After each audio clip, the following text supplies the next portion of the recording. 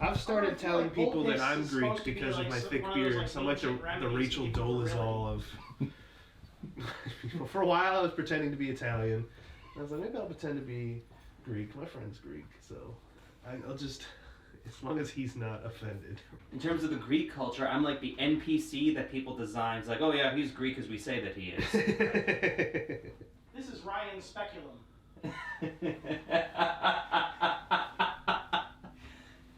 Deep cut references right out the gate. You know it's a best list nowadays when even I'm on the couch and I don't have any script in front of me. Because that's what music is all about and why we love it. Because we can share our experiences with it, we share how it makes us feel. Worst lists are different. Those are more meticulously crafted. We have to prove why something is bad. Because music is subjective. Anybody can like any song. That's why hits are hits. Someone out there must like them. Or at least some business executives think that people will like them, or try to force us into liking them due to sheer repetition. Those things happen.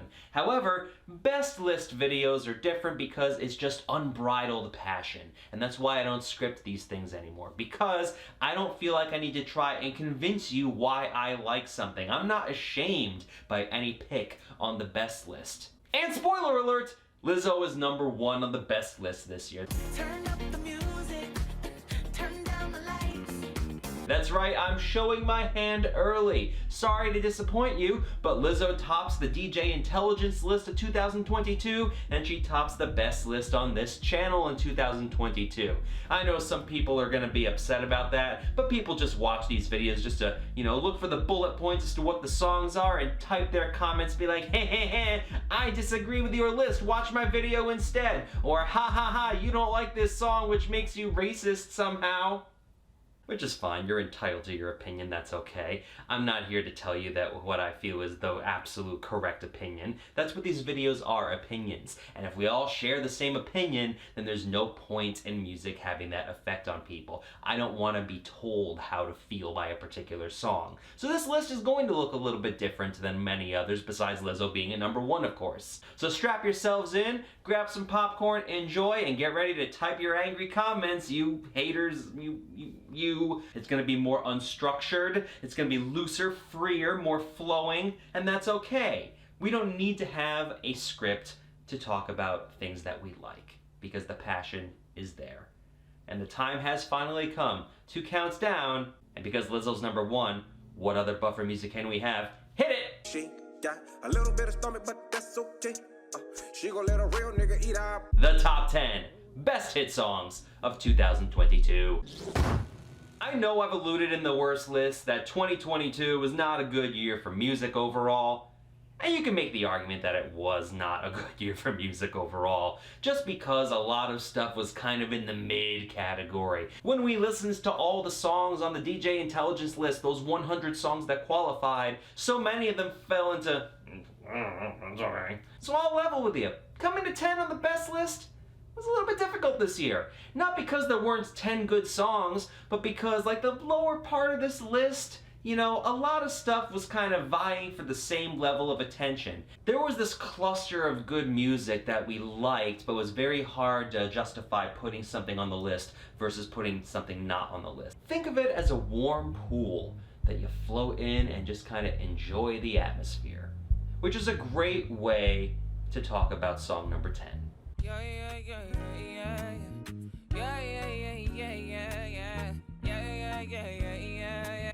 For the life of me, I wanted to make a 10 Thames transition joke, just like I did with Young Gravy and the L and the 7, but I couldn't really think of a good way to do it, so unfortunately you're gonna be left a little disappointed on this one. But yeah, Free Mind is a fantastic sounding song. First off, does it confuse anyone else that Afrobeat, singular, and Afrobeats, plural, are two different genres apparently? Surely they could have named Afrobeats something different, but that is, nitpicking. This song sounds great, and it was a grower for me. That looped vocal line, the high-pitched one.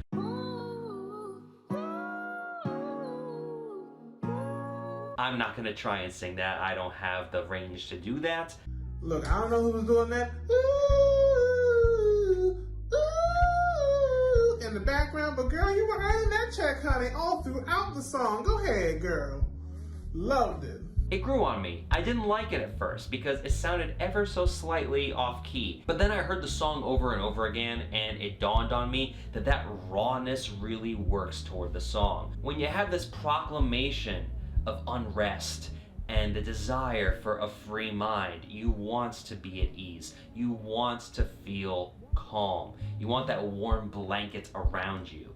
You need that dissonance in that line. So having ever so slightly of that atonal line in the vocals helps tremendously selling the song. It's the exact opposite of Love Galore by SZA, which was on my worst list, God, 5 years ago now. Why you bother me when you know you don't want me?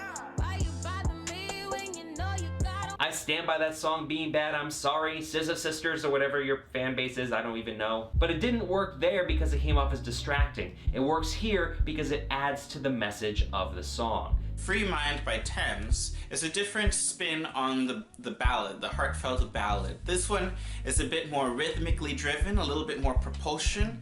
What's really interesting about this track, the thing that I kind of latched onto immediately, was the timing of the snare drum and the drum beat.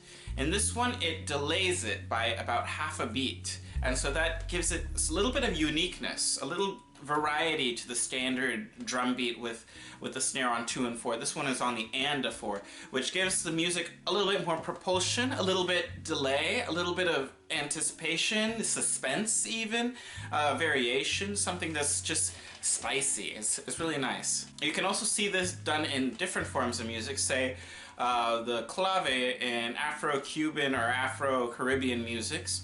We have the standard clave and then the rumba clave, which does the same effect of moving that last note by a beat or a half, and so that gives a totally different character and groove to the music. So just about that one little snare hit, you could just say so much. I'm also very pleased to see what happened to Drake and Rihanna's Love Child. She actually makes really, really good music.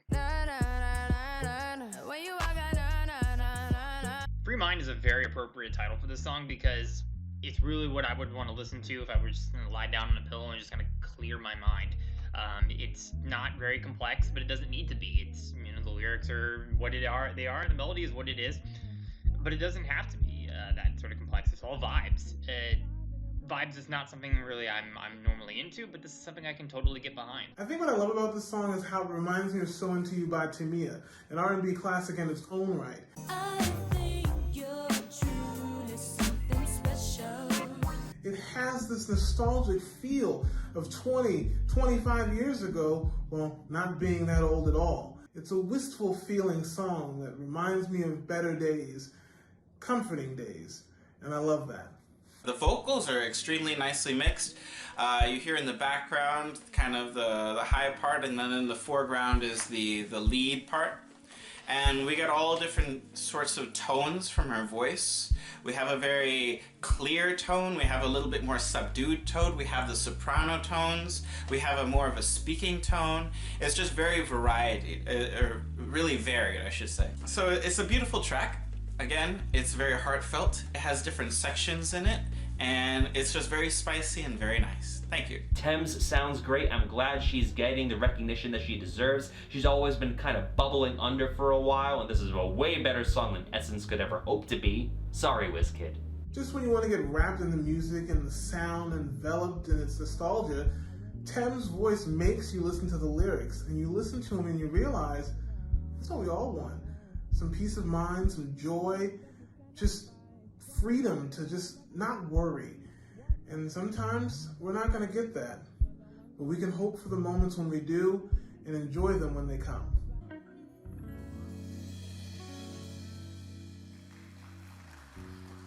And just like on the worst list, we're going to have 9 honorable mentions this time around.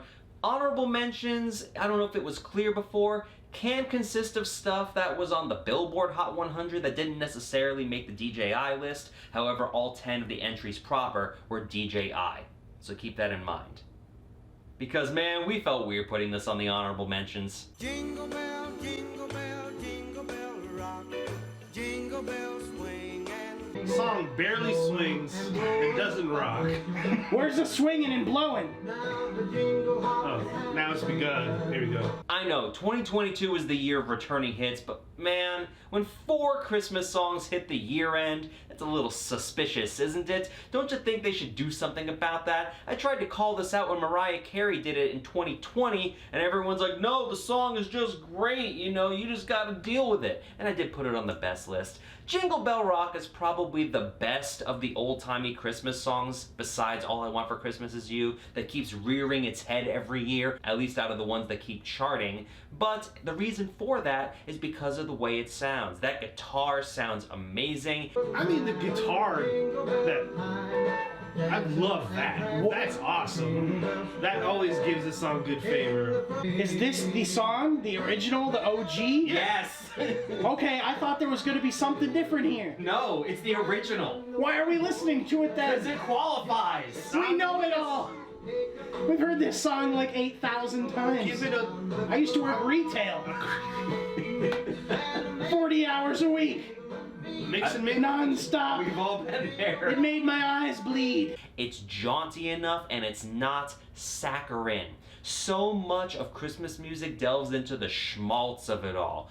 Just like trying to prey on your emotions. This is how we want you to feel. It's that Eastern storytelling style. Jingle Bell Rock knows exactly what it is and moves at a decent clip. It is in fact rock with jingle bells in it. It's right there. Bobby Helms sounds not great, but you know, serviceable for the song. He sounds like he should be singing it. He's not a vocal powerhouse, but you don't need to be.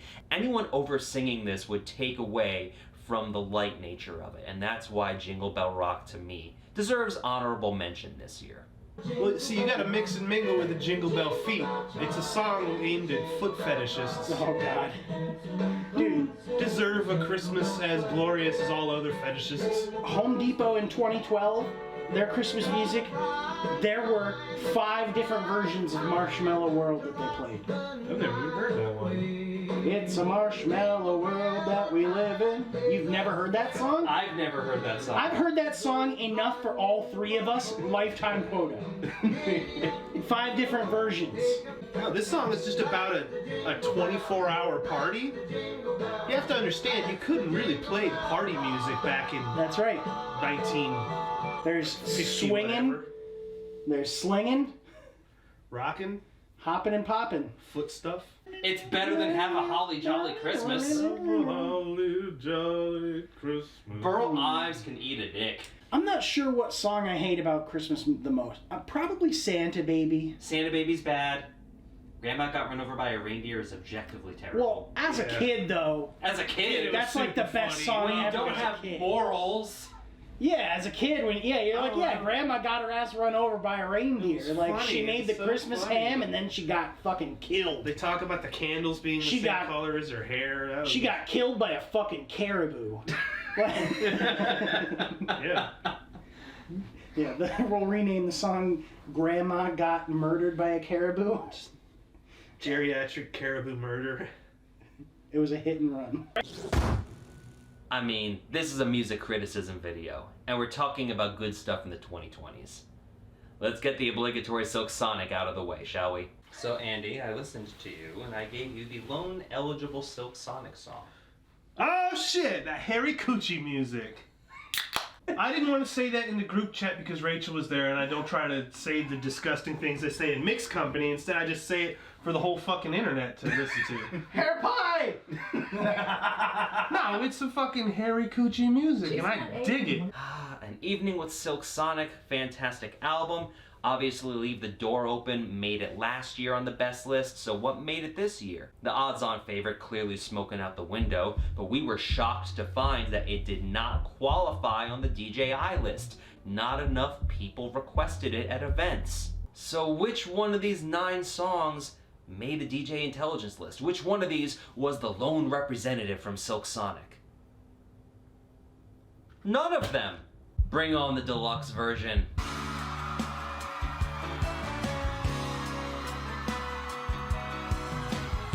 I'm a sucker for a good cover. This is a great cover. Silk Sonic, they're really hitting the vibe of, you know, that 70s, early 80s funk soul. There's just kind of, it's got that whole feeling to it. Fantastic. Again, boringly good. Something else I wanted to say about it, now I don't remember.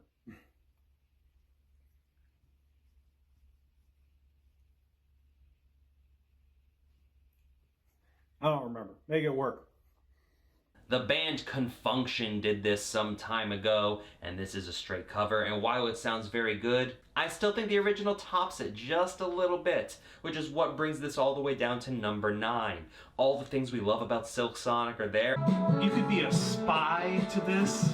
You could be anything you want. You could be riding in a Jeep through Malibu with the top down. You could be huddled up in your raincoat Miley in the Cyrus in city your trunk. with a cigarette. You could be anywhere. This shit's coming back. Heavy duty. And I'm glad, honestly.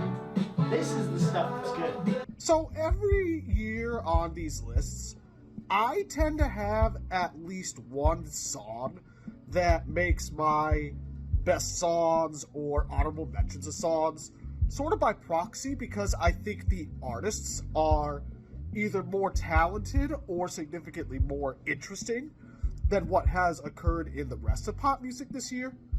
Love's Train is that for me. I'm not super familiar with the original, so I can't really contrast it with the cover, but as an individual song, I think it's good enough in an overall weak year. Maybe this wouldn't have made my list in a better year, say like 2020, but it's good.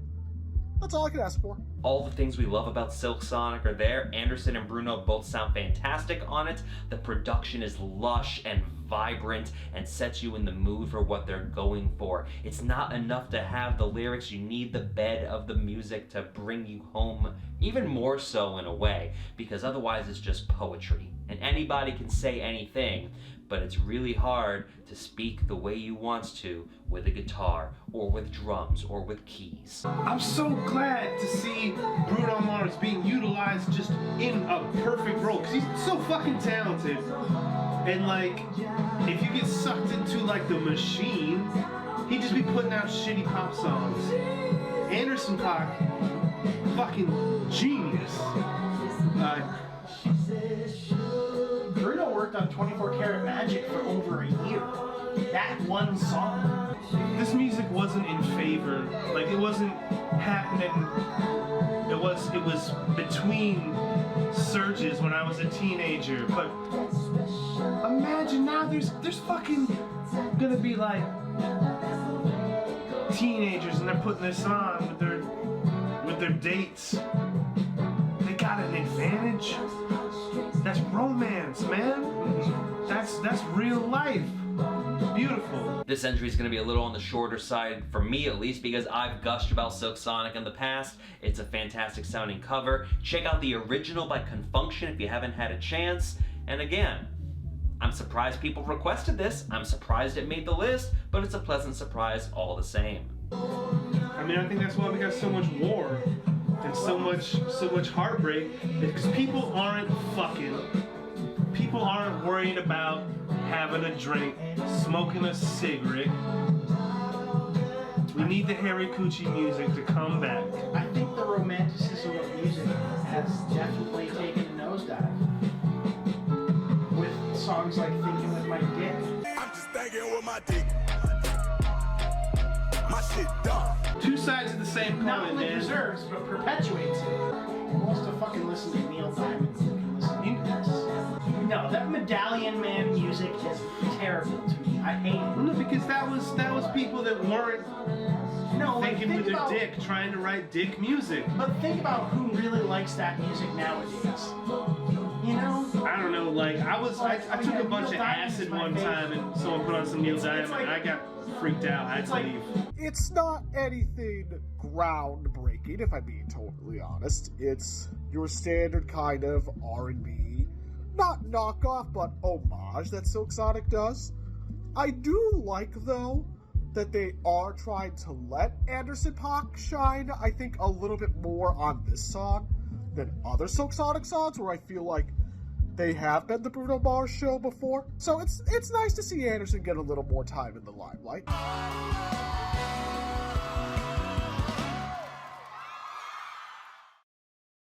remember what else I was going to say about Love's Train. Not only does Silk Sonic really get this, the whole vibe of a funk soul thing with the horns, the guitar, just the overall feel of it, but Bruno Mars and Anderson .Paak, they really seem to understand what the song is about. It's not just a generic love song. You know, this is a love triangle.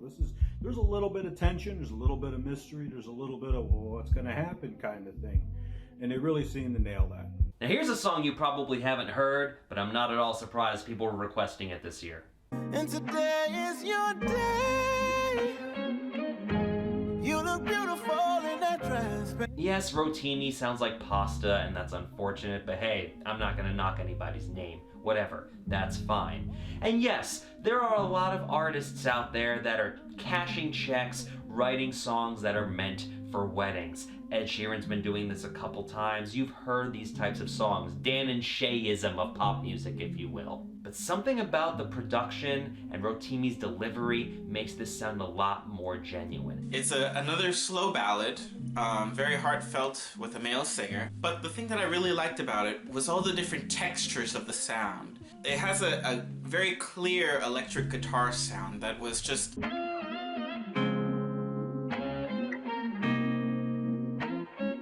If I were to give it a color, I would call it brilliant blue, like even lighter than this, like just in your face, just this really nice, bright tone of the guitar, which was beautiful. Every single part of the guitar, even the chucks, which is where they mute the strings to hit it, very sharp sound. In the background of the track, there's this piano or keyboard sort of thing that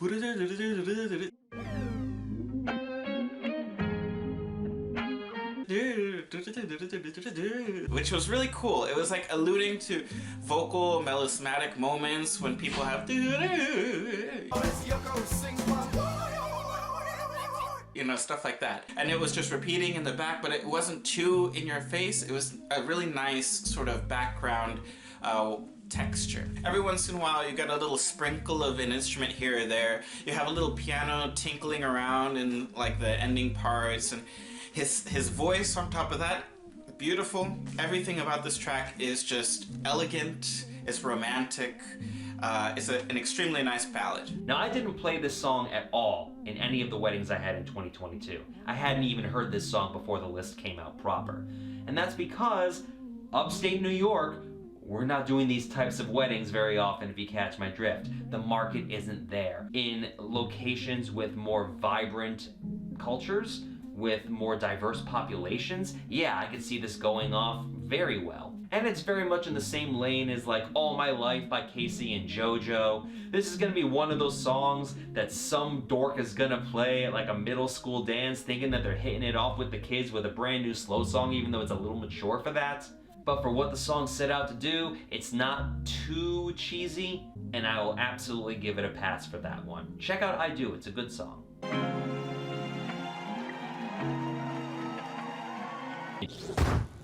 Full disclosure, showing you a little bit of how the sausage is made. I'm filming this on Valentine's Day of 2023, and I had actually filmed this entire section earlier.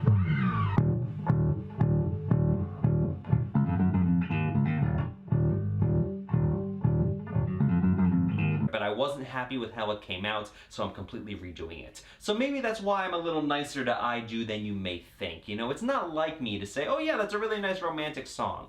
I mean, you know, speaking of sweet nothings, we move from, you know, I love you, I do, I want to spend the rest of my life with you, to something that speaks to the nation. Can I sit on top of you? Can I sit on top of you is my new favorite pickup line. No fluff, cut right to the chase. That's what I want. Can you wear me like a hat? Thank you, Beyonce. Thank you for that. We gon' fuck up the night. Get up, black lights. Spaceships fly. Yeah, besides Lizzo's About Damn Time, it felt like dance music was pretty hard to come by for the longest time this year. We were dancing to either songs from last year, mostly slow ones, but we definitely needed some poppy, more dancey, housey stuff for the floors. And when Beyonce came out with Renaissance, oh my goodness, that was all we needed for the clubs.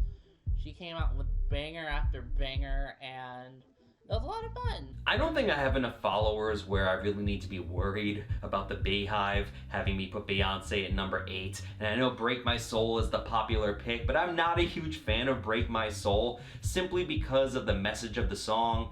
That, and it really apes hard from a lot of the early to mid 90s house. Robin S. in particular it's the same song. And the lyrical message of Break My Soul really doesn't sit well with me. You know, you're Beyonce. You can't sit there and go on about your 9 to 5 and working hard to get what you want. I'm like, girl, you have child labor working in sweatshops to make your clothes. Shut up. Please tell me you did not think sweatshops are where they make sweatpants. Oh my god. It was a tribute to Beyonce, but people... If Beyonce is gonna have this larger than life attitude about everything and that's how people are gonna treat her, then yeah, Cuff It is definitely more the speed she needs to go, and it works because it has a goal and it sets it. This is a sex jam. But Cuff It's just better. Cuff It's more fun. Cuff It just makes me want to get loose on the dance floor and just vibe all around. I've heard that Nile Rodgers is on the track too, and I'm glad that he's also done quite well for himself this year. When I got called to play on this song, it was the most organic thing that ever happened to me. Child, don't get me started. This should have been the lead single off of Renaissance. I understand why it wasn't. Break My Soul's got a little more radio appeal. It's got a little more nostalgia with the Robin S. sampling. But come on, this was a song that just makes you happy. And people should have loved listening to it over and over again. And they do, thanks to TikTok. And also the Ooh La Las from Tina Marie. That's another great one. Anybody else want to go party with Beyonce? Just me? Because this song makes me want to go party with Beyonce. Yeah, there's just so many moments in the song that I really like. It just keeps building and building. Like, it's a little dancey at first. I feel like falling in love. I feel like it got big in winter because, I mean, it's cuffing season. You want someone to hold on and keep warm, or at least someone to dance with and take home for the night. Music for the grown, music for the sexy, music for the committed. More than just single people can bump uglies. I kind of love where Beyonce is coming from with this, but at the same time, knowing that she's been in a long-term committed relationship for the last, like, at least a decade, just kind of makes it sound like she's unsatisfied with her life, and that's not the vibe. All jokes aside, Cuff It is great. Some of my cohorts in particular advocated for this to be particularly high. We had to settle on this being number 8, so if you were a little disappointed that Beyonce is not higher, you know, you're gonna have to deal with it, I'm afraid. But yes, Cuff It is still a great song. This could have been the song of the summer. This should be the song of every summer. This is how I want to feel. I just want to go out on the night with some friends. Maybe not even to the club. Just maybe out into the woods or something. Just enjoying a summer night. That's what this song evokes. It does it perfectly. Really one of the great summer songs of the last 10, 15 years. You know, you're not going to put in, like, Spillways by Ghost? I mean, at least... Wasn't qualifying. Yeah, I know.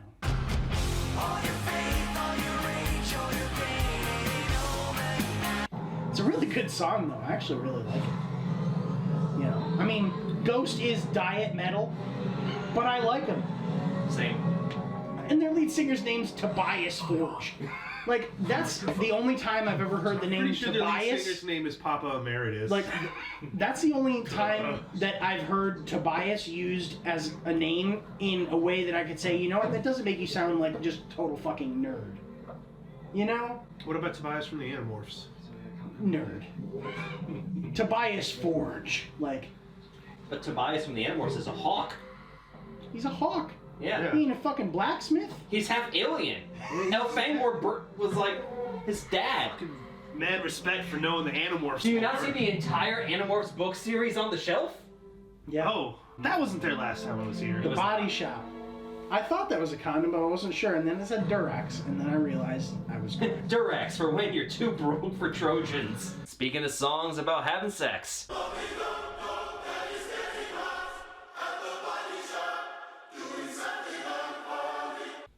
People don't like this? So funny thing, when I hear this song at work, the equipment cuts out that bass stab. So I just hear the vocals, which hover I around. think the bass is a really important part to this song. Yeah, it re-harmonizes the vocals and makes it way better. Instead of just being a pop song. Or instead of just being a kind of unwavering vocal line from Sam Smith, who's got an incredible range. Now it's playing off. But it needs some bass to jab in there. It shows the chord changes. Well, let's be real. We know why people don't like this. There's a lot of nasty people out there that have unfortunate views. They're probably all playing that Harry Potter game right now. But stripping away the politics of the song, you know, let's pretend Sam Smith and Kim Petras aren't the ones singing it. The composition is still great. It's got that grit, that rawness to it. And that's why I have the guitar. We're gonna go a little music major on you right now. So C sharp is the key. It's not very common. You have that tritone in there. Very metal, very dark. And that note right there, the D natural, that is pulling so much of the weight in the melody, which starts on G sharp, the 5th. See, it's kind of, you know, that Middle Eastern scale, which again, the fact that Middle Eastern is used for dirty sex, I hope that's unintentional is all I'm saying, but it's definitely minor, but then it transitions into a major. That major third, but then we go into a diminished second with the D natural again.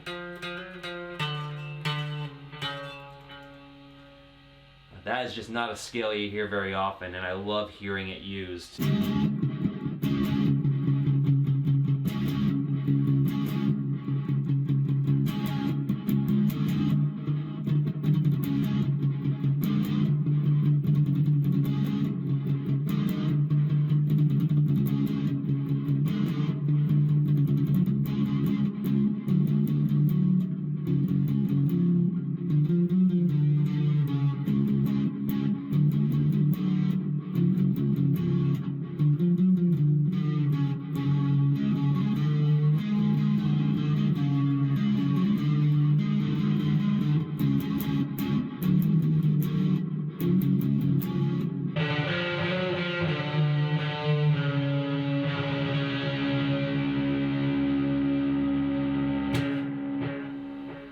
So good.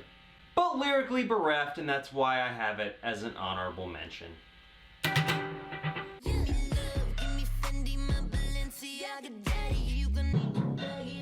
Too many people talk about Balenciagas. Too many. That's a broke opinion. That's some broke ass opinions. All the people who endlessly complained about WAP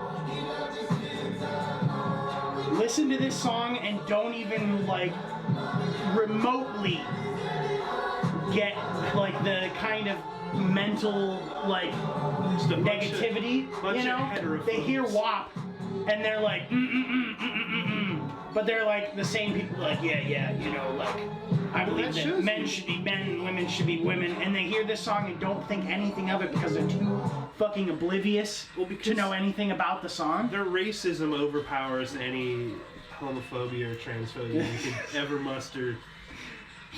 Yeah. Those guys are like, well, at least a white guy's singing it. And they're still wrong.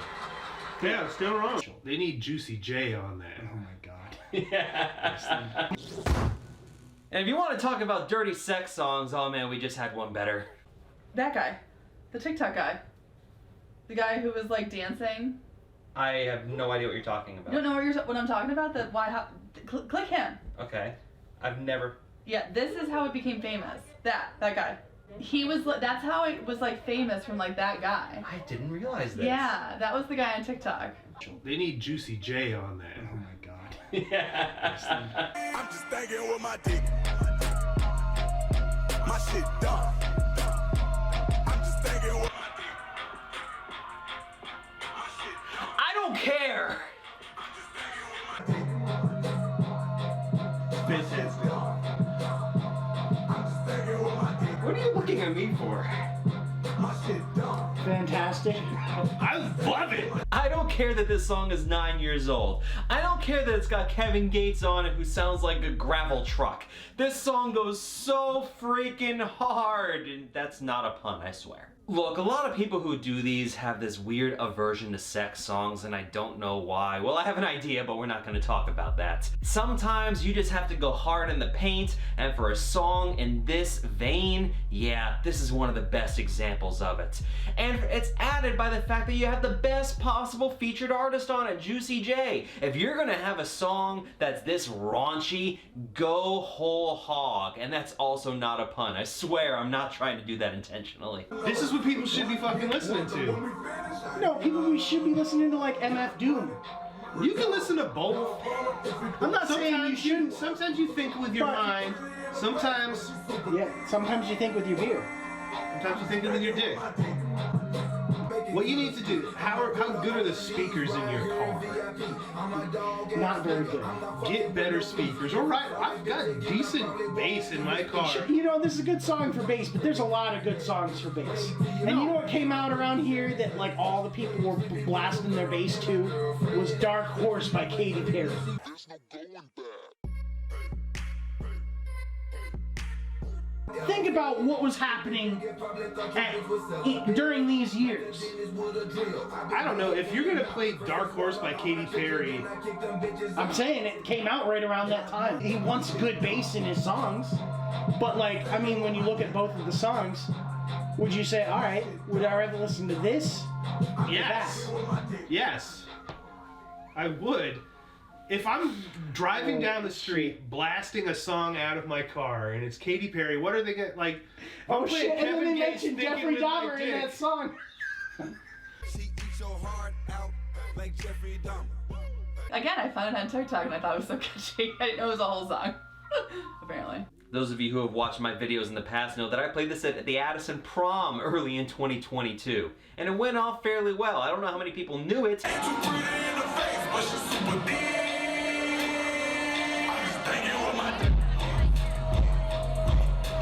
But what sucks about being a song from 2013 originally is standards were different back then, and it has that R word in there. So I just, high pass filtered it out of there, and it ended up working out great. I don't think anybody even really noticed what I was doing.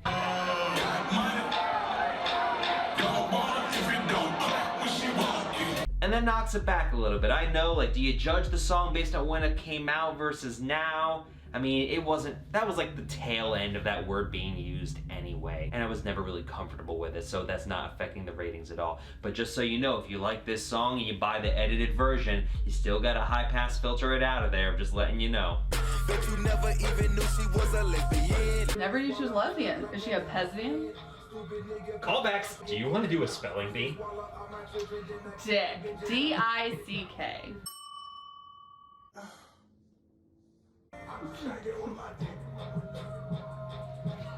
I'm like the TikTok guy.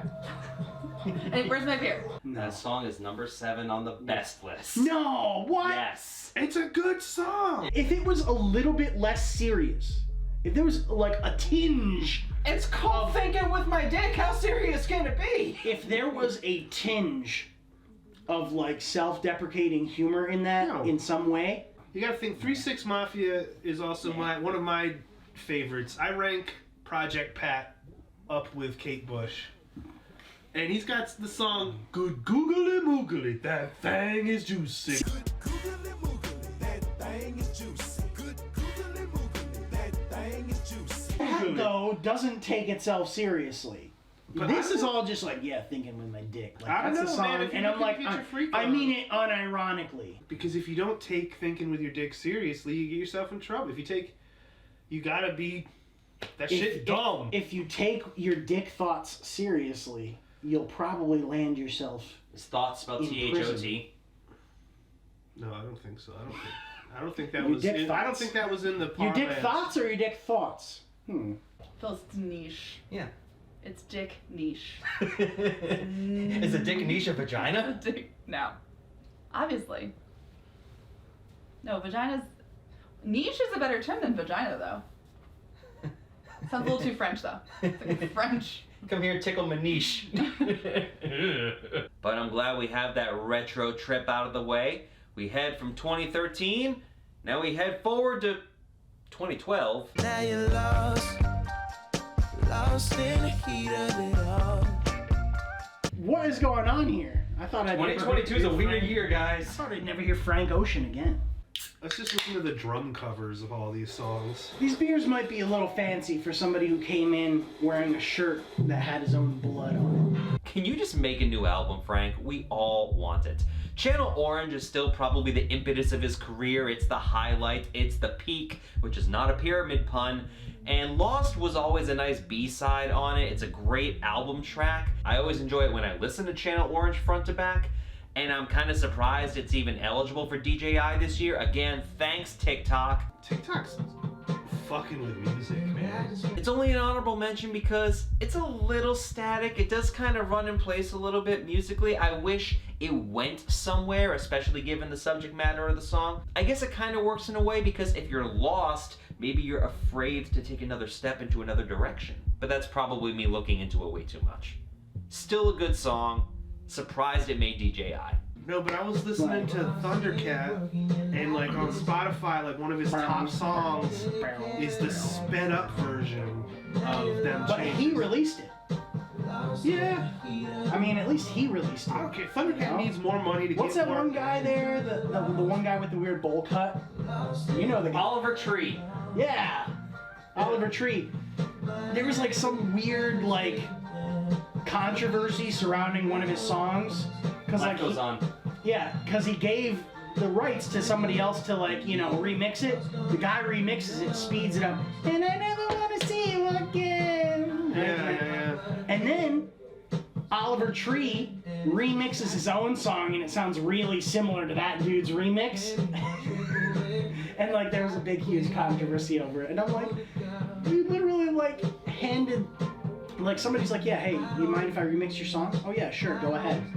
And when that artist takes that and says, I'm gonna tweak it a little bit and make it my own. I mean, it's wrong, but how wrong is it? Sorry, this song is just so boring to me. I'm not really paying attention. Yeah. It's like good background music. And it's also, it's out of easy context. listening. It's 10 years old. That's true. You know, like It's not fitting in the meta. Keep using these words. Of course, who knows? It's possible some of these songs will be like, oh, this fucking song. But I will tell you right now, you probably haven't heard this song. Did not. I really like this song. Even before I knew kind of the intended vibe, it gave me a lot of mid-90s nostalgia when I was a kid. So that was really brought out really well. You could definitely feel it, even if you're not from that era. We're just on a streak of TikTok right now. Enjoy it while you can before the government shuts it down.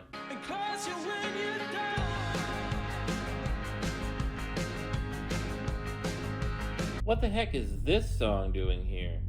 This song is the most British thing I've ever heard in my life. Now, I'm actually not a TikTok user. A couple of us in this video are, but I'm not one of them. So this is another song I had not actually heard until we listened to the entire list proper. But this one was really big overseas. I will say that it is a great song. It's a real shame that it didn't become a bigger hit in the US. It never hit the Billboard Hot 100, but I'm glad to see that it was a huge hit in the UK, and it's definitely very well deserved. I don't even know what half these lyrics mean without Googling them. What's a busy or a canny chanter? The busy's round us up. Can't each other, but he looks sad. What does a DWP stand for? Why does this song not even really have a chorus? Well, does any of that even matter if the song is good? Because I sure say it is. 7-foot frame rats along his thing. 17. Seven Nation Army. How come we can't listen to Seven Nation Army? Dum, dum, dum, dum, dum, dum, dum, dum, dum, dum, dum, dum, dum, dum, dum, dum. We can listen to so 17. Is this Winger? She's only 17. That's a song that 17. Much like the girl in the song, that's a topic that hasn't aged well. I mean, if anything, they're guilty of loving too much, right? A player's got to play. Am I right, ladies? No. This has been What Did They Even Do Wrong? When a song that sounds more like Oasis or The Killers than any typical modern pop music fare happens to find its way onto the DJI list, You have to assume that TikTok was involved, and in this case, you'd be absolutely right. Well, good on TikTok for getting something right for once. 17 Going Under gained popularity on TikTok because people posted clips of it to chronicle stories of their own domestic abuse and poor upbringings. The song really takes on a life of its own in that context. I think what makes this song have popular appeal is that the very downcast lyrics are contrasted with a nostalgic, almost triumphant feel of the music, which is even accented by a surprise saxophone break.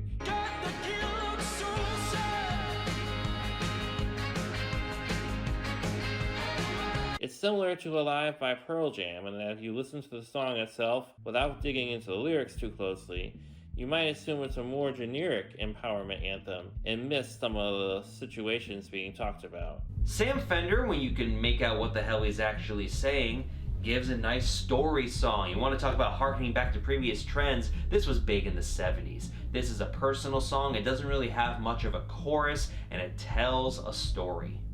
A heartbreaking story at that. Sam Fender also makes some very smart lyrical choices in this song.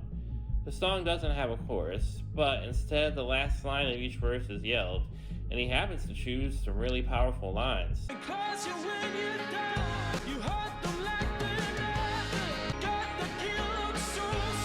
Great stuff. It's a shame that having this hard of a background resonates with so many people. I wish we lived in a world where that wasn't true. This song has a really good message, you know, don't take life too seriously, but also know that it's going to be hard. And I think that's resonating with a lot of people right now, especially after the pandemic. So it's a song for everyone, not just, you know, teenagers who it's kind of aimed at. And because Sam unfortunately has that trauma in him where he can share it, it hit with a lot of people in the UK, and I'm happy to see it getting some recognition over here. This is a great listen. It's the last real rock song that you're gonna hear in this video, but I mean, what better person to carry the torch of the last vestige of rock than somebody with the last name of Fender. That's not just a prop, by the way. We're gonna use that a little later on. So who is Sam Fender exactly? This is 17 Going Under by Sam Fender. Like the guitar guy? Well, his music career may seem like the classic rags to riches story. He's been playing music since he was a kid. He got discovered playing in a bar and signed to a record label. And here he is with one of the biggest songs in the world. But it wasn't always that way.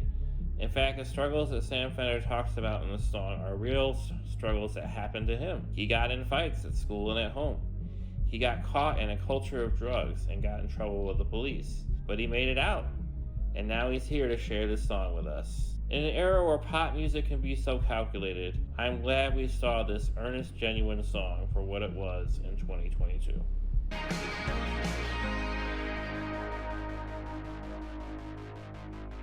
Kind of that age of transition into adulthood and kind of, you know, wistfully, you know, thinking about your youth and maybe not as well, wistless.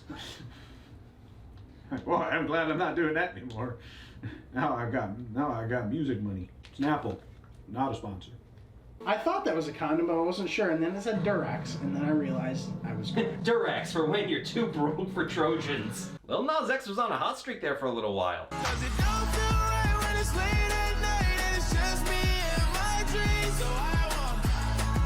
Unfortunately, his most recent singles, not really doing it for me. Star Walking, you know, whatever. But That's What I Want was really good. It had a lot of overplay. I think I just kind of got tired of it. But really, you know what you want to hear.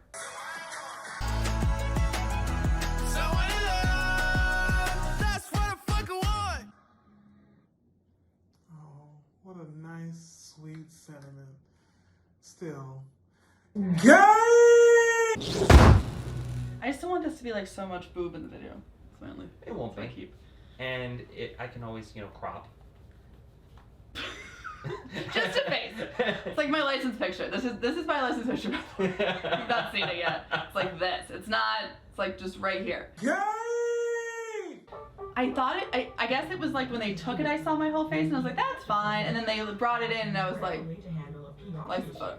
Remember what I said with the Rotimi honorable mention about love songs? This is an honest-to-goodness love song, and you don't hear that many of those anymore, especially when you hear someone that sounds as convincing as this one does. You know how it goes. Ya da da da da da da da.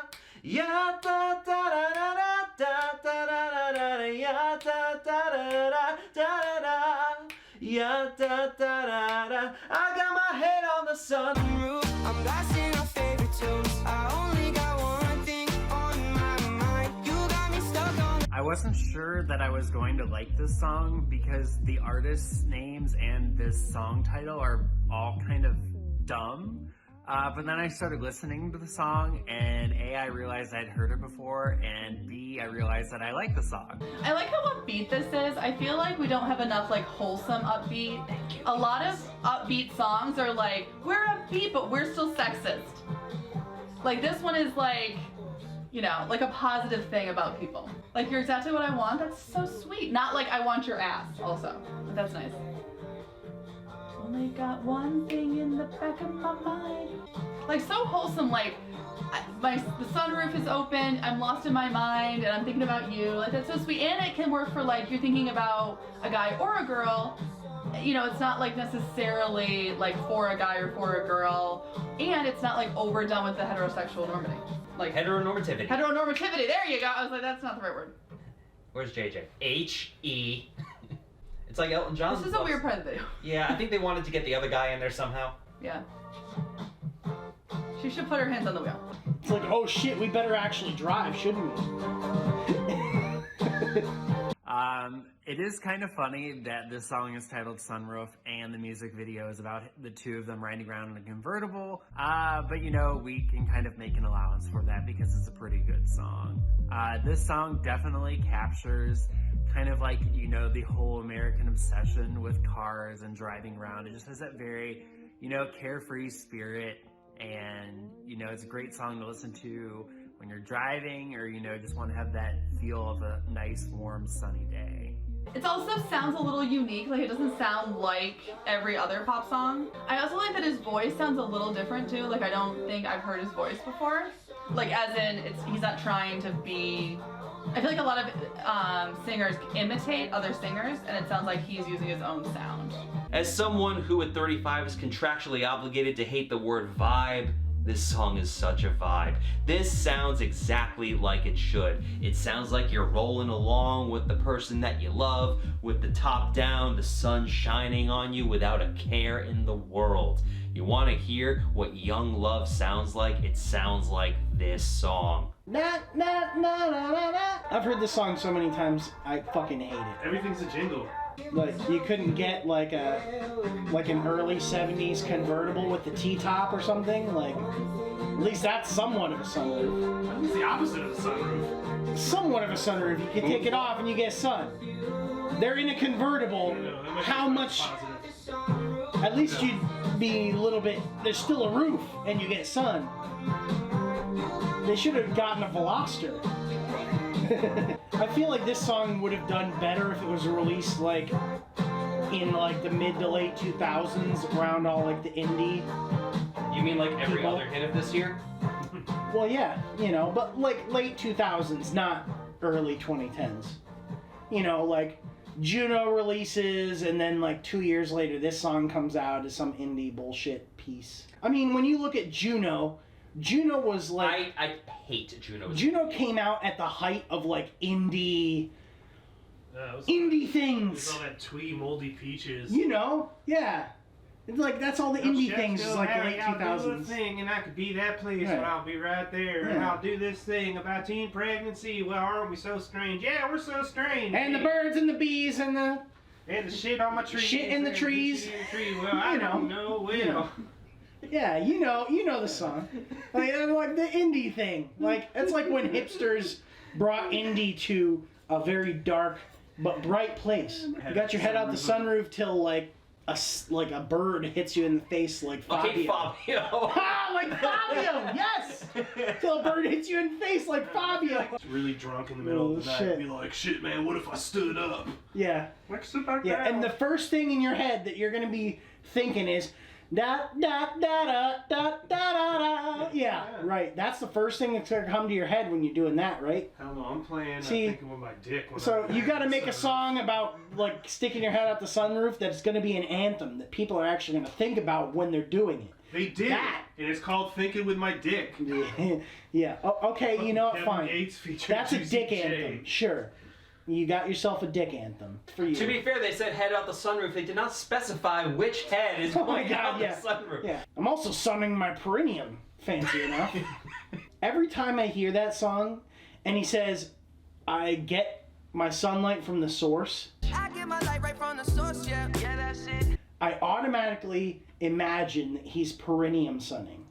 And that's how he's getting his sunlight. Sometimes songs give me a lot of material to work with. Sunroof is quite simple, so there's nothing much to say besides it's a great sounding song. I love that we have more songs like this. This is a great example of songs on social media making it big, and I called this one. Now, this is another song I played at prom back in April. No one knew what it was, but I called this one being a hit. Let me have my moment. This is like the only time I ever got one of these right. Still upset Madison Beer didn't take off as much as she should have. And I also like that they're dressed like wholesomely. Like it's just like a wholesome, like your kids could listen to it, could put it like with anyone and of any age. It's just like sweet. I just don't feel like there's enough like sweetness in, you know, in music. Thinking with my dick? Sunroof. Well, different styles over here with the... We're versatile. Torgo is multi-dimensional. We are versatile over here. Versatile. No, you can't have one without the other, man. I mean, maybe you can, but... Digging out the window. I was thinking about that. Speaking about putting your tip out I got my dick out the window. Yeah, that sunroof song got me thinking, like, have I ever actually put my dick out a sunroof? And I probably have. I rode in a 1965 Willys Jeep that had no, like, cover on it at all, and I hung on the rail and peed off the back of it. That's pretty kick-ass, yeah. Like, in the middle of the night while I'm shit-faced. That was the wrong like button. a fucking graduation party. So I would assume that's, you know, dicking out the window. Now here's a song that should have made the best list. Do you ever get a little bit tired of life? Like you're not really happy, but you don't wanna die. Like you're hanging by a thread. I definitely have days like this where I feel like I'm laying down, and Em does a really good job of kind of being relatable without... It's just relatable in a way that kind of reminds me of Sarah Bareilles. She's not trying too hard to be hip and cool with the kids. She's just being real and being honest about how, listen, you're not in a great place. You're not happy, but you don't want to die. And if she has a career like Sarah Bareilles, I think she'd be pretty happy. It's long-lasting career and spanning many things, and I hope she does well. I thought people really liked this. I'm surprised this didn't make DJ Intelligence. Maybe there's some weird rule because it wasn't quite big enough. This was definitely a sleeper hit for 2022, but oh man, what a great one. Points get taken away because while I like M's voice, I like that it's a little raw, I like that it doesn't have that power. It still needed a little something on those high notes during the chorus. Like, come on girl, a little more oomph, please. Like you're hanging by a thread, but you gotta survive, cause you gotta survive. And that chorus is just fantastic. A little bit tired of trying to care when I don't. It's catchy, it's memorable, it's relatable, and I think it helped me get through the year. And I'm glad that it was definitely one of the songs I listened to most this year, and I'm glad that the Billboard charts listened to it a lot, and I'm glad that people did appreciate it, and I do hope she has good things for her.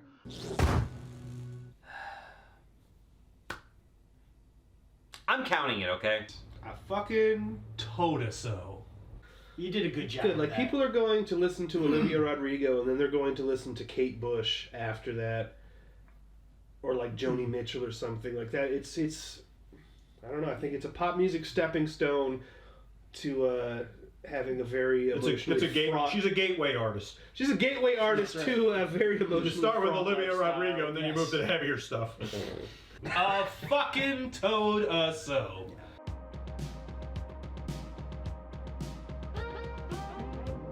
If anything else, I'm glad that this song showed up in the top 10 and not one of the 50 Christmas songs sung by people who died before half the people on the Hot 100 were even born. Look, if all the other TikTok songs are fair game and we can talk about stuff that came out 9 years ago, 10 years ago, 5 years ago from the worst list, yeah, Running Up That Hill's gonna count too. DJ Intelligence didn't exist back in '85 when this song charted for the first time. It never made a year end, but it did crack the top 40. And of course, this one made it big, not from TikTok, but from Stranger Things. So get ready for Metallica or something to make these lists next year. And I've always liked Kate Bush. I actually have 3 of her albums. This is Hounds of Love. This is the middle one of the 3 that I have, and Running Up That Hill is the first track on it. It's not even in the top half of songs on this album. It's just that good of an album. But I've always liked Kate Bush. Admittedly, this is not one of my favorite songs of hers. It is a little long. It does plot a little bit, but you want to talk about setting the mood. Oh man, she is an original. I think she ran out of steam with her creativity a little bit. Fuck you. What? Sorry. She's running up the hill. She's losing steam. You can only have so much steam. Bullshit. And you can run up that hill in a bunch of different ways. You can run up the hill normally. You can run very fast like she seems to be in the video. You can run up vertically, I guess. I don't really know. But I'm a lot more wowed by the first 2/3 than the last third. Well, you gotta listen to Hounds of Love, at least the first half in its entirety. Oh, this looks like the Sia chandelier video. Think about the Sia took inspiration from this. The sort of psychosexual transfer of power. It's very erotically charged. I think it's a great song, and I'm glad. Especially considering Kate Bush is getting all the money from it. You know, since she didn't go with any of those vulture capitalists. You know who wanted to work with Kate Bush? Big Boy from Outkast. Really? And he tried to get a hold of her, and he's just like, I don't know, she's just living up in a castle in like fucking Loch Ness or something. Just invisible to the world. And then Stranger Things is like, we got this. We're gonna bring Kate Bush back. She's coming out of that castle. This song has been picked over to death. I know a lot of people who make videos are ignoring it because of just how old it is. You know, it is going to be 40 years old pretty soon. But I think it's still a great song. I'm happy it's getting its time to shine now. And I'll always take more Kate Bush. And I'm not throwing any discs like I did the last time I filmed this. And I just realized that Kate Bush CDs are still in the frame, so we're just gonna kind of get rid of those right now. Oh god, where'd the third one go? Did it go under the couch? Sorry, Kate! I think that this song was kind of ahead of its time, really. Incredibly ahead of its time. Yeah, like looking at it and like the sounds and everything. Like, yeah, it took some of the sounds from the time, but the way that it was set up was so weird and unique. You know? She was writing like this when she was like fucking 17, dude. Right. This has been a wild time. Like, I'm so happy that more people are listening to this because Kate Bush has been one of my favorite artists for like 16 years, like since I was like a teenager. Really fucking weird hearing it on the radio at work. This song being on the top 10 is kind of giving me a bit of conflicting emotions. On the one hand, it's really nice to see Kate Bush get her due, and on the other hand, it feels like when you hear that indie song you love show up in a car commercial. There's a lot of really shitty covers of this song. And I was like, man, I was doing shitty covers of Kate Bush songs like fucking 12 years ago. Yeah. Get real, I was doing terrible covers. Right around the time that Avril Lavigne was doing her shitty cover versions of Chop Suey. You made that up.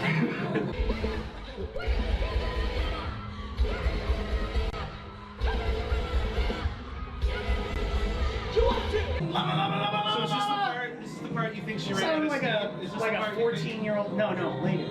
I have to say, I didn't know that Running Up That Hill had such an amazing music video. That is so well choreographed and so well danced. I actually love it, which really changes how I feel about the song, since my only previous exposure to it had been in the checkout line of Trader Joe's, where in the Midwest, they are distressingly friendly and interested in your life. So it definitely changes the message for me, and I'm on board with it. The front half of the album's really loaded with these incredible like Tusk gems. It kind of has it is in a similar vein to Tusk, you know, I would say. Like, I like Tusk because it breaks a lot of the weird grooves that everybody always got stuck in, you know? There's a lot of weirdness in Tusk. So I'm gonna have to listen to that. This part is just like, she's like, well, I need to put something in the song, but I need to make the song longer. What am I gonna do? No, that's literally 20 seconds. So, but there's a newer version that has that part extended a lot longer. Right. And I thought that was the original version, see. That was I mean, maybe that's an album version, but I don't know. Maybe, yeah. But that last little part, I'm just like, that's like a weird... that is number 4 on the best list. It should be. It's well placed. It's on the eternal best list. The eternal best list. Yeah. The eternal top 10. I don't know if I'd put it on my. I mean, I would say Cloud It would Busting be. It was would a be little- like in my top like 50 for sure. Well, I'll take Absolutely. that. I mean, out of all the songs I've ever listened to, that would definitely be in the top 50. I'll accept it because I don't expect people to have the same. No, I think it's bizarre good, but like I've heard so many amazing songs, and maybe it would be higher up, but without grading it and without actually choosing the top 50, I could say for sure. Might be the top 30, might be the top 20, but.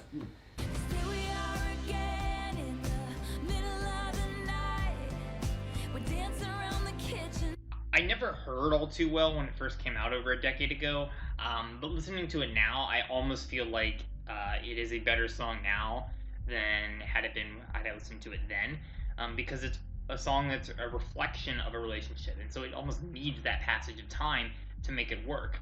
It's also a song that I feel that works better after Taylor had already gone through that whole quarantine era with Aaron Dessner and Bon Iver. It really kind of gave Taylor the maturity in her music again, and kind of went back to her roots. So I'm glad that she did it then, that had she done it in the Reputation era. So we always listen to the Billboard year-end before the DJI list comes out to just try and get an idea of where songs are gonna go. We had this at number 2.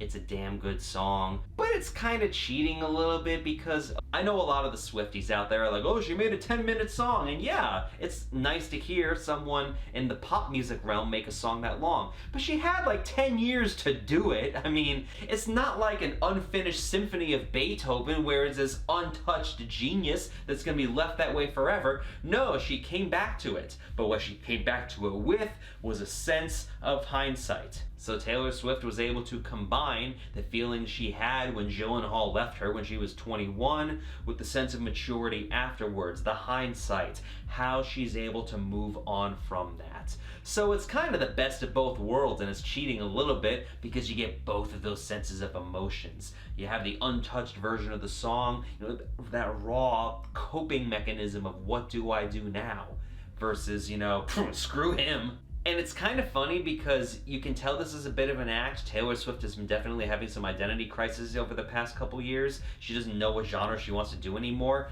Like, nothing too far outreaching, but she's not the folksy singer anymore. She's not going full bubblegum pop. She's kind of going into the weird Kate Bush lane with Midnights in a way. But she does sell this song very well. Which is kind of funny because she's a terrible actress. Like, she can't even play herself convincingly once, let alone like 15 times in a Capital One commercial. But it's hard to deny that it's still a great song. Better than anything on Midnights, that's for sure. I've been listening to a little bit of pop radio this year, accidentally at work. Well, there's nothing wrong with listening to pop. No, I love pop music, but it's like I feel like there's not a lot of chord changes or anything, and it's just like, I don't know. Pop is closer to punk than it is rock now. I mean, even punk will have like a 1-4-5. You But know what I mean? Like, you need to like. It takes a lot to write a song without doing like those sort of key changes. But at least they didn't do like the standard that they do with most pop songs nowadays, which is always like the hip hop breakdown featuring so and so. And I get that you want to try to, like cover as many genre bases as you can with your songs. Like a lot of pop stars were making country versions of their songs. Like Taylor Swift has like the pop version and the country version. And, we need a Taylor Swift metal version. Well, I'm sure, yeah, there's people out there who've made covers. No, I don't want people like to. I actual want Taylor Swift to make it. Did you hear the recent Smashing Pumpkins song that just came out? Yeah. It's supposed to be on their 2023 album. I was like, who is this? I had to look at it. I was like, holy shit, that's the Smashing Pumpkins. Hey, man. I guess Billy Corgan's tired of sounding like that. Like that, I kind of love when artists I've trashed in the past make good music.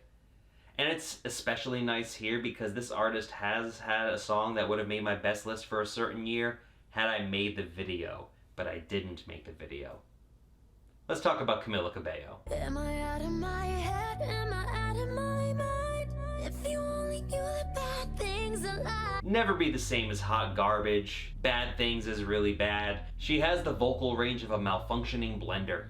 But when she leans into her Hispanic background and pulls from those influences, it suits her voice a lot more, and I feel like she sounds a lot more comfortable singing those songs. Havana would have made the best list in 2017, and this song is one that I toyed with having on the best list for a while. It was one I was surprised I liked as much as I did, but I decided to give up denying it, and here we have it all the way at number 3.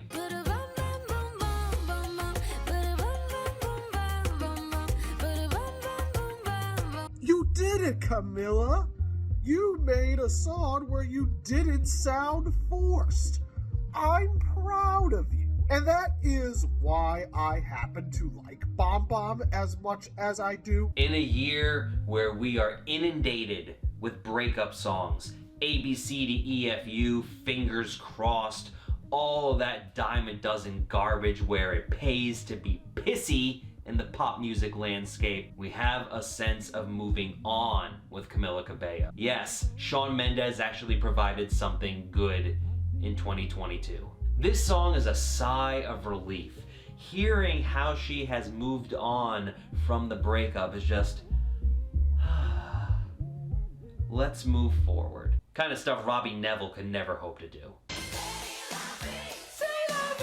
And why does Ed Sheeran sound good on this? I've been the breaker and broken, every mistake turns to This shouldn't work. Ed Sheeran has tried this before, with Camilla no less, on South of the Border. That song sucks.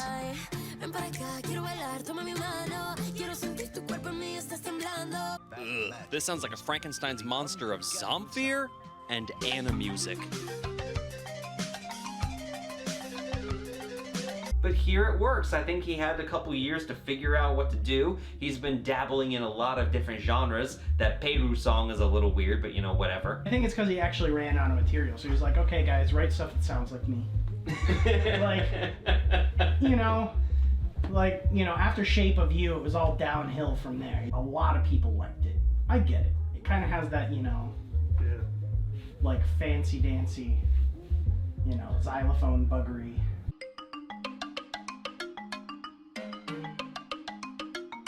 $10 billion flies can't be wrong. Shit is delicious.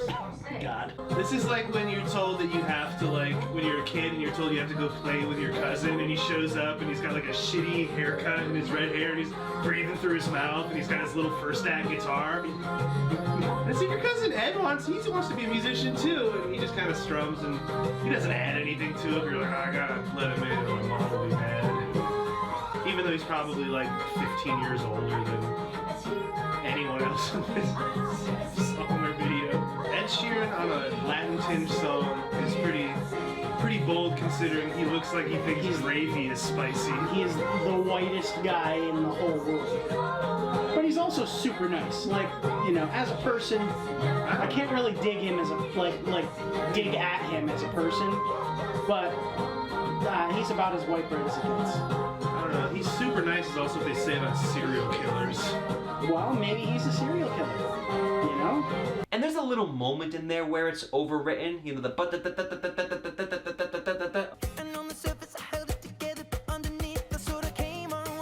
like Eminem on half speed. It's like, relax, man, it's not needed, it's fine. But otherwise it doesn't detract from the song at all, and it has a really nice mambo breakdown, which, as you know, Mark.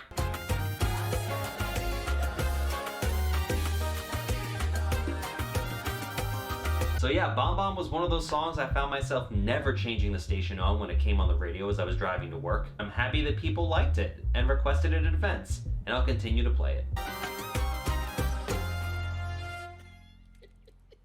But not at weddings, that would be weird. And you want to know the real legacy of how great this song is? The cheap imitations have arrived. Tom Odell, I'm looking at you. I know that song's from 2012, but TikTok doesn't know that. Stay away. It fits with the current meta of pop. Remember when every song had the hey, hey, hey, hey, hey in the background, during Iggy Azalea? It was always all the guys, hey, hey, hey, but it was in every song. That was actually the same dudes. It was a group of 3 40-year-old men from Chicago. Who also look weirdly like Vin Diesel. Yeah. Remember when I mentioned the Billboard year-end Hot 100? Yeah, this would have been number 1 if we stuck with that. If you got a chance, take it while you got a chance. If you got a But just like All Too Well, just like Numb Little Bug, none of them made the DJI list, so we had to make some serious cuts, unfortunately. But man, Till You Can't is just good stuff.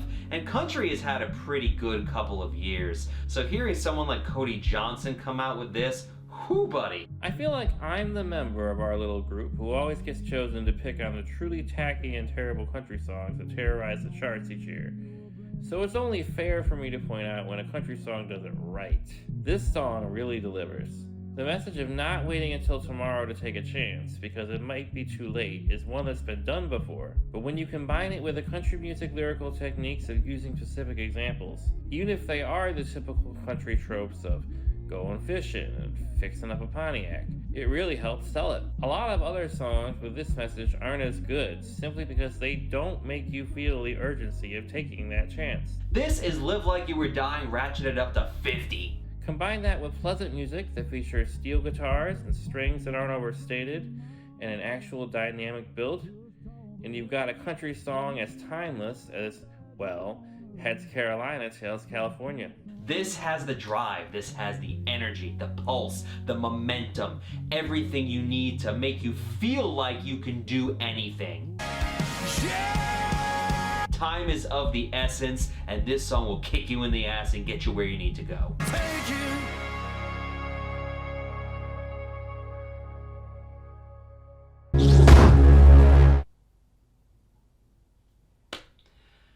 How am I going to talk about this song and avoid Disney's lawyers at the same time?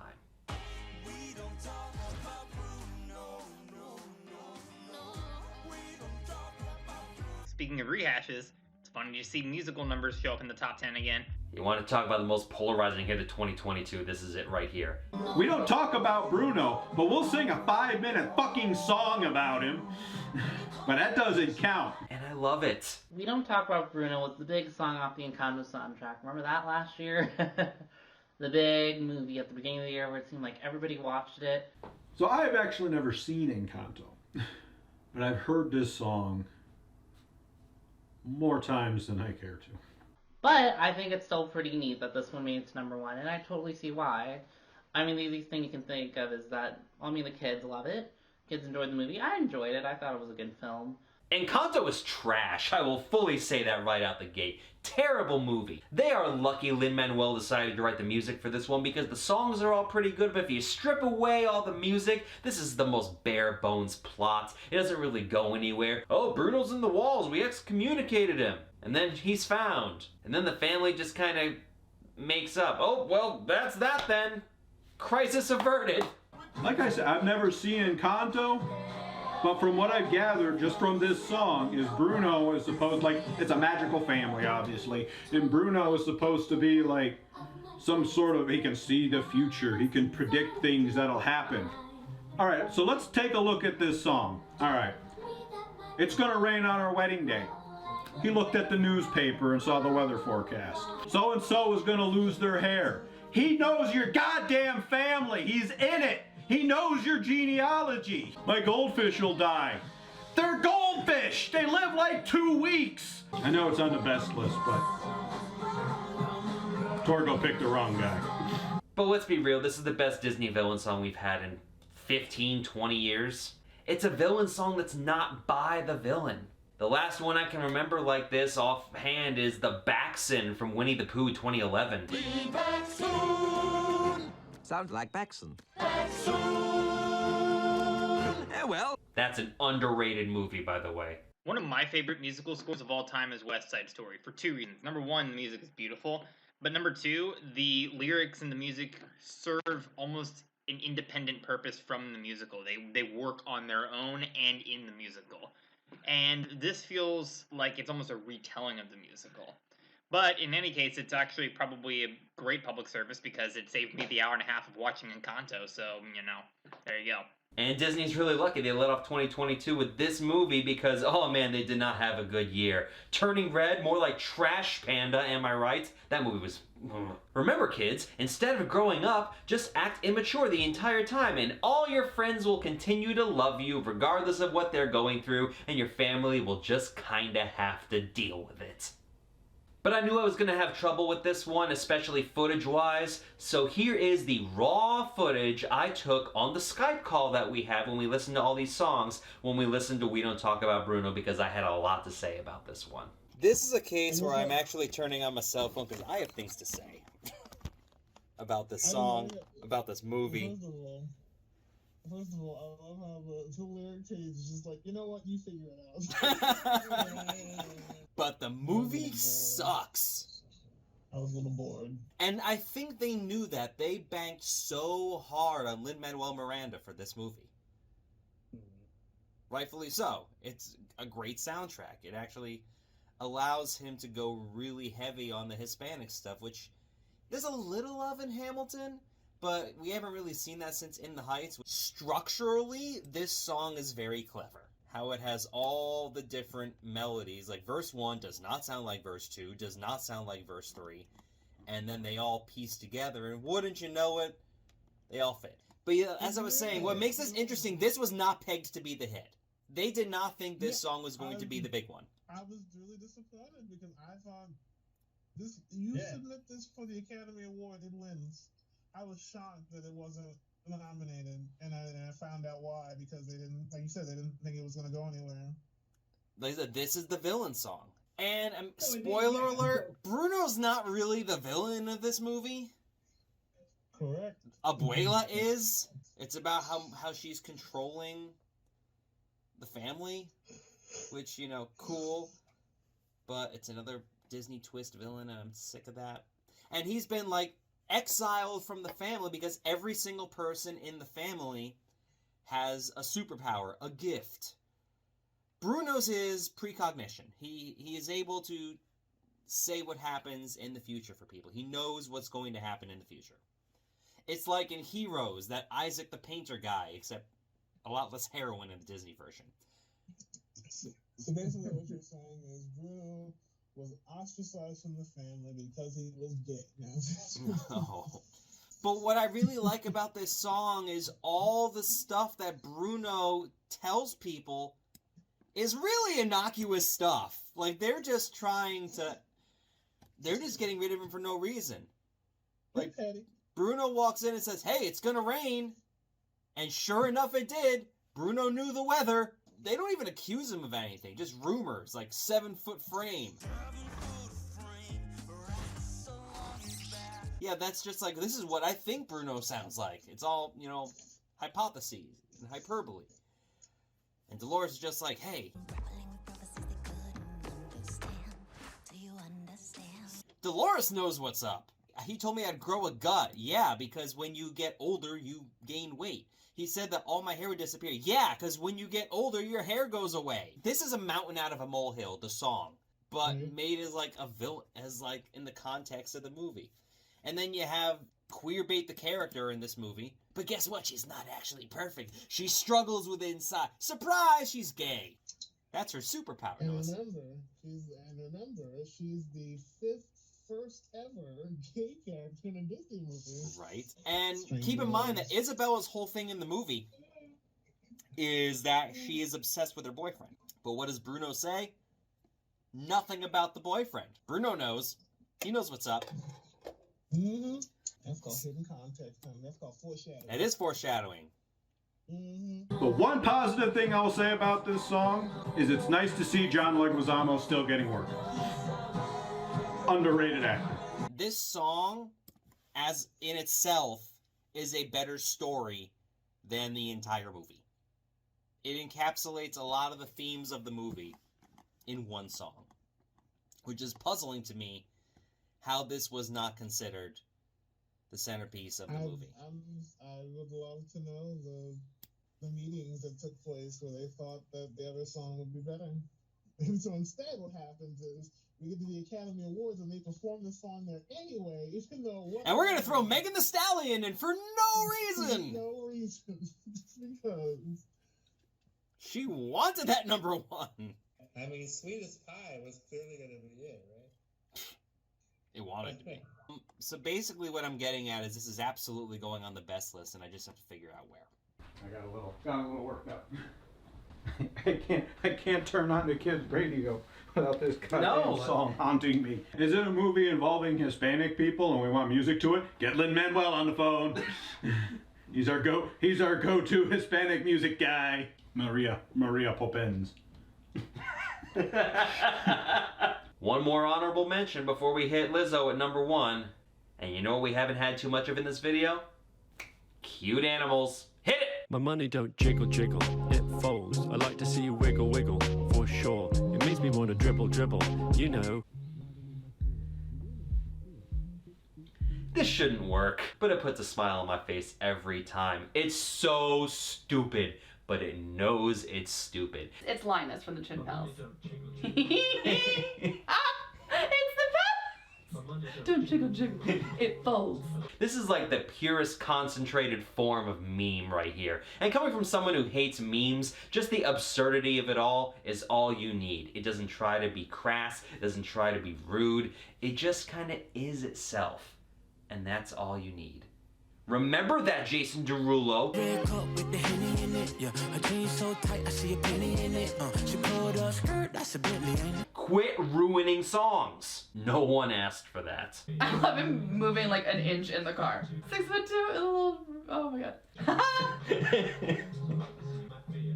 We're just gonna have to play this so many times. Just find every video with the I'm like chinchilla. crying. We can play him again, but it's so funny. Oh, here's another one. Or is it the same one? It's the same one. Jiggle jiggle. See you wiggle wiggle.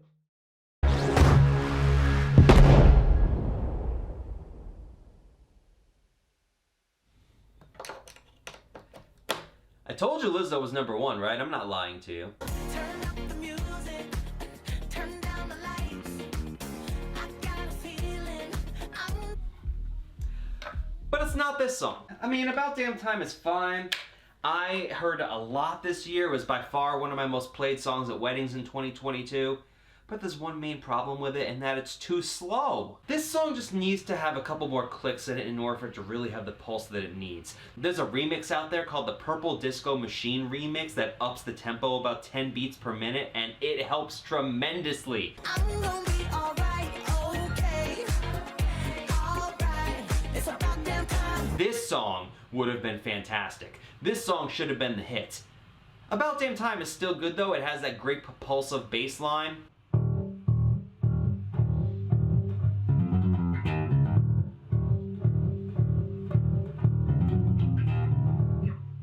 Like, that's fun. But if you want to talk about really cool bass lines that I've been playing a lot of lately, we gotta go to one of my favorite bands, and that is Coheed and Cambria. You want to talk about an underrated song from that band? Let's go back to 2012.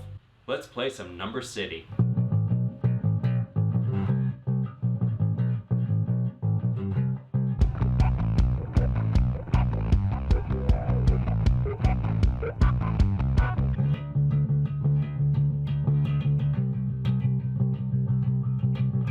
And this Lizzo song should really be mashed up with that, so somebody get on that.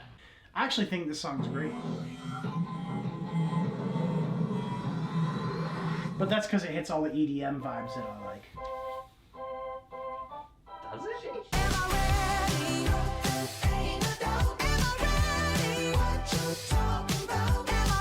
Okay, girl, we get it. That biological clock is ticking and you are ready, honey. I understand.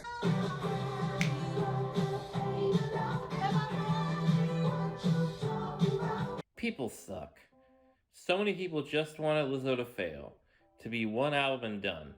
People were canceling Lizzo's second album before it was even out. Thankfully for us, and for society at large, not only did Lizzo's follow-up album Special not fail, its themes of empowerment were so strong and so clear that they served as a soundtrack to success for millions of people this year. Now Lizzo was no stranger to the best lists of mine, but oh man, this one fires on all cylinders. Everything about this song just crushes it. You know, just when you think, yo, is Lizzo gonna be able to match this or match that and do this, she ends up doing it. Sometimes part of that effort doesn't come through, but then you find that one song that she's gonna come out with, and boom, you're like, this is why she's famous. One thing that some people don't like about Lizzo's music, and I completely understand it, is that it seems like she's a little bit extra sometimes. A lot of her songs have the same positive message, which is great, but too much of it can be a bad thing. And a lot of her singles are all about like, I'm the best person ever, and I'm certainly better than that man over there, or woman, whomever, we're not gonna discriminate here. But one of the things I love about To Be Loved is it's not building yourself up by putting down other people, it's building yourself up by building yourself up. On the other hand, I know my worth. Know your worth, girl. I love how every song of hers is like so powerful, positive. This makes me so happy. And like some realness. Like, how am I supposed to love somebody when I don't like myself? How am I supposed to love somebody else when I don't like myself? Like, ooh. So like, we all have days like this, so she has some realness, and then she'll get right back to some sassy. The goal in mind is not having a new man. The goal in mind is having self-confidence. The goal in mind is having the correct mental state to move on to reach your other goals. That smaller scale is outstanding to hear. And I understand the delicacy involved with that viewpoint. It's not like I'm saying that I prefer Lizzo when she's more vulnerable. I understand how that sounds, that's not what I'm going for at all. But again, self-empowerment anthems are dime a dozen, but this is one of the few that actually sounds like she believes what she's saying. Something like Fight Song by Rachel Platten makes it sound like the best friend that just kind of wants to put some platitudes on you in order to try and get you to be quiet about it. This is my fight song. Take back my life song. Prove I'm alright. We don't have time for this. Yeah, this is your fight song, you know. Yay, good job. We have dinner plans, can we go? But this sounds like this is the only thing that matters in life to Lizzo at this particular moment. And again, to bring up the comparison, it doesn't have really awkward lines like About Damn Time does. It's Bad Bitch O'Clock is one of the best lines of 2022. It's Thick 30 is one of the worst. About Damn Time is a great song, and it might be more popular, but To Be Loved is the true magnum opus of this album. Can we talk about that organ intro? Sheesh.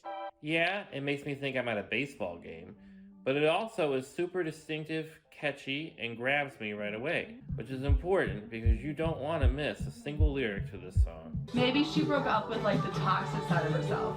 Maybe she broke up with the side that was like going for toxic guys.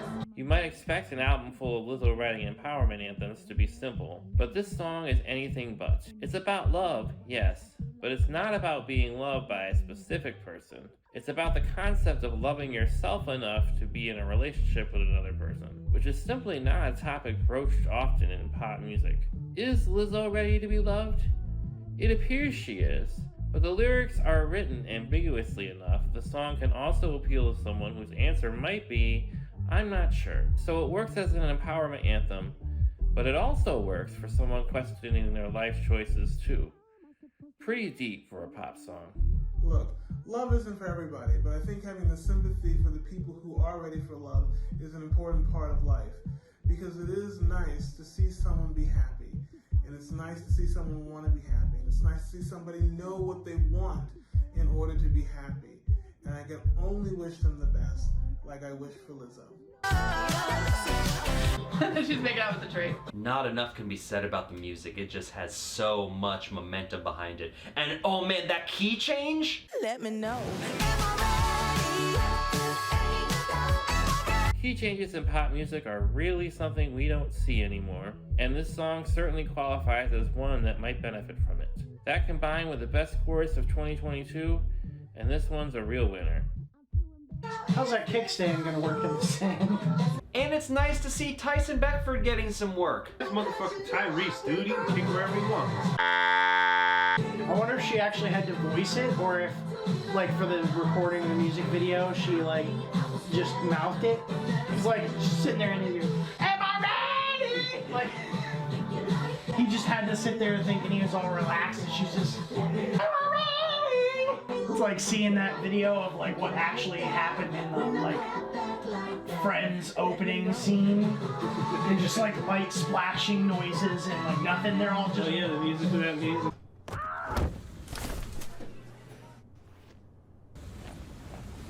Just having a desert party instead of getting married, that kicks ass. She's not sure she's ready to be loved, so she's like, you know what? I'm gonna learn hang about out yourself. here. You know, yeah. Take learn some to love DMT yourself. and have a freak out psychedelic trip with all of your friends. Put on It's some. like, well, I left my wedding so I could go take ayahuasca out here in Albuquerque desert.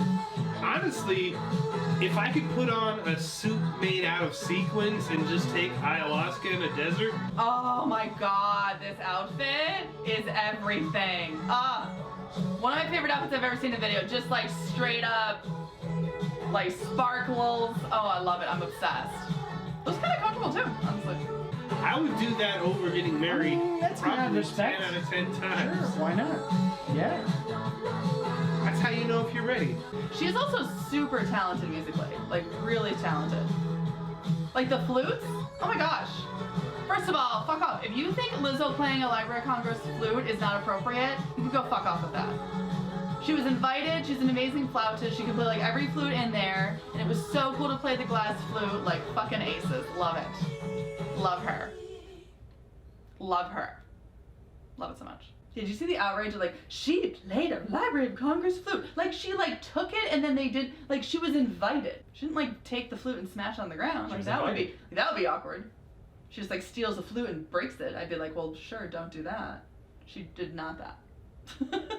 Yes, Lizzo's flute has been more in focus this year, but this is the type of song where it didn't even need the flute. I felt like that would have been too much. This has just the right amount of restraint in the orchestration, because that creates the tension which is needed for this type of song. And then it has that release when the key change happens. That release shows that she is ready to be loved. She has convinced herself. She has overcome that obstacle. And plus, when you sound like Coheed, you can't really go wrong. To Be Loved, Am I Ready by Lizzo, our best song of 2022. That is the #1 best song. It's great. It has a great energy. 2 thumbs up. Thank you so much for tuning in. I'm Torgo with Torgo Entertainment. We'll see you next year. Or maybe a little before that with these list videos. Stay tuned and find out. Siskel and Ebert. And Roper. 3 thumbs up. 3 thumbs up. Ding! I